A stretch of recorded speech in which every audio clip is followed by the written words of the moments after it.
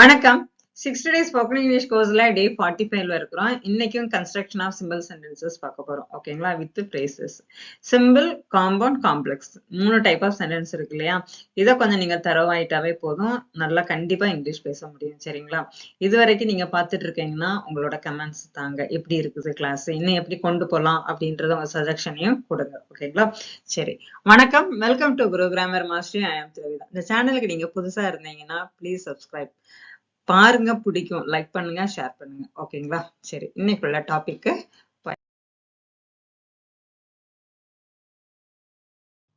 First நம்ம என்ன பார்க்க போறோம் அப்படின்னா ஆன் அக்கவுண்ட்.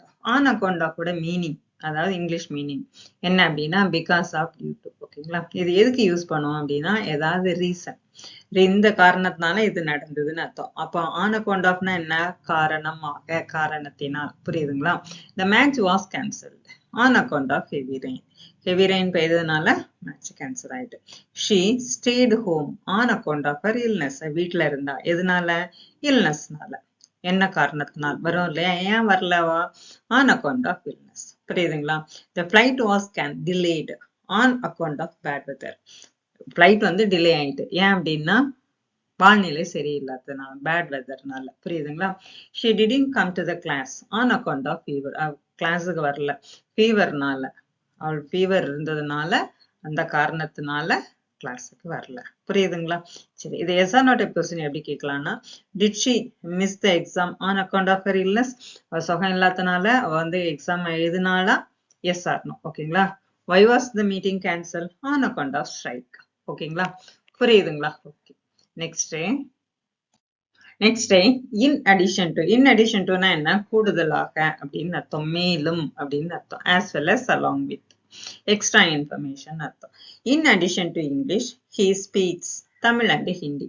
இங்கிலீஷை தவிர மேல என்ன படிக்கிறான், என்ன பேசுறான்? தமிழும் ஹிந்தியும் பேசுறான். இன் addition to, extra.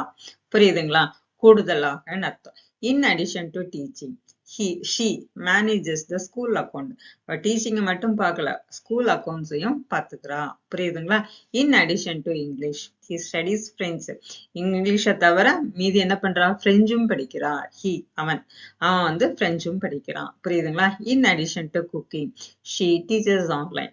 In addition to cooking, வீட்டுல குக் பண்றது மட்டும் இல்ல, ஆன்லைன்லயும் டீச் பண்றா. அப்ப இன் அடிஷன் டுனா என்ன? கூடுதலாக, மேலும். புரியுதுங்களா? இது மட்டும் இல்ல, கூடுதலாகன்னு அர்த்தம். புரியுதுங்களா? அடுத்தது yes or no type question பாருங்க. Do you play football in addition to cricket?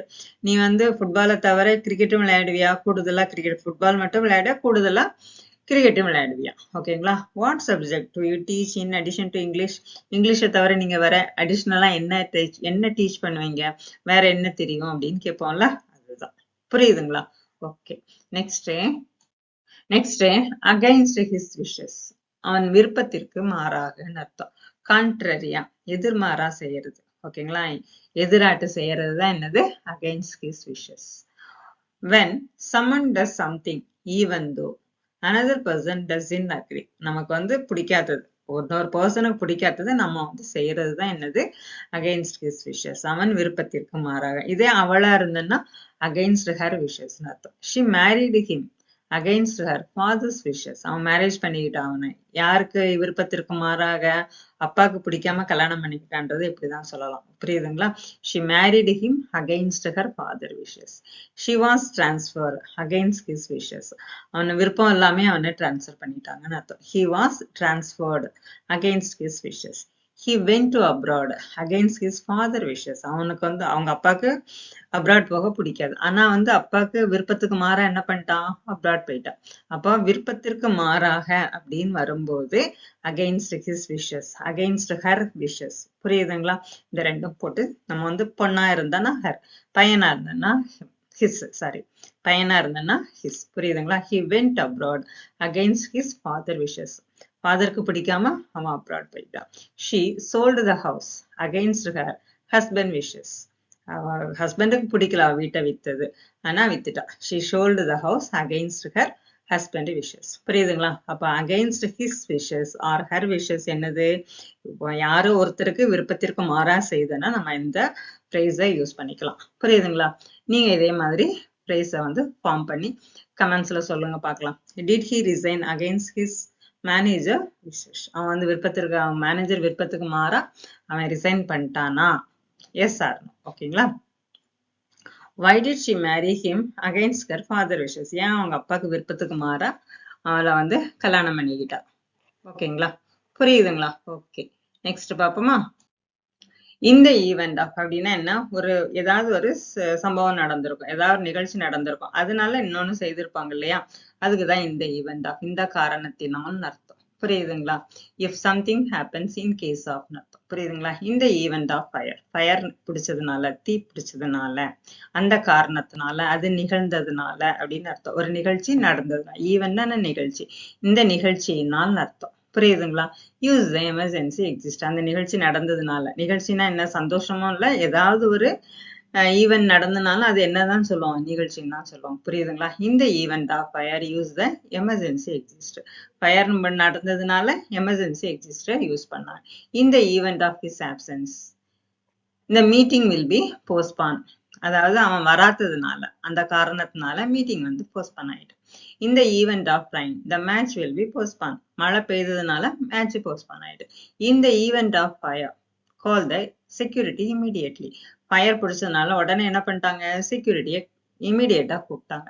அதாவது ஒரு நிகழ்ச்சி நடந்ததுன்னா அதுக்கு சொல்யூஷனா என்ன செய்வாங்களோ அதுக்குதான் இந்த ஈவெண்ட் ஆஃப். புரியுதுங்களா? ஓகே தானே? சரி.